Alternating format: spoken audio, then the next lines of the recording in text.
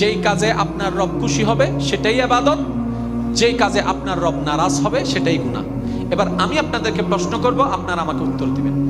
আল্লাহ আমাদেরকে বানিয়েছেন ইবাদতের জন্য, ঠিক না? ইবাদত মানে প্রত্যেকটা এমন কাজ যেটা করলে আল্লাহ কি হয়? খুশি হয়। এবার আমি চলেন কিছু কাজ বলি, এই কাজগুলো একটু বলে শুনে দেখেন তো, এগুলা করলে আল্লাহ খুশি হয় না নারাজ হয়? আপনারাই বলবেন। সুদ খাইলে, জোরে বলেন।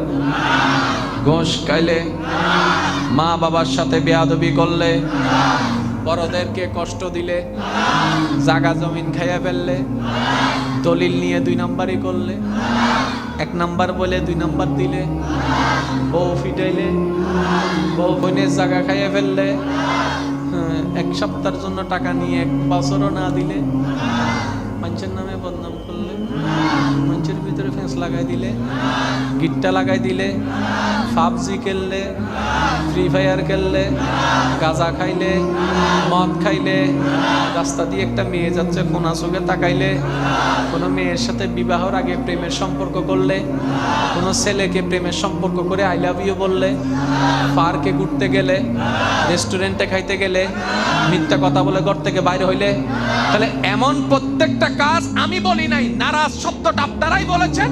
সুতরাং এই সমস্ত কাজ করার কোনো অধিকার আমাদের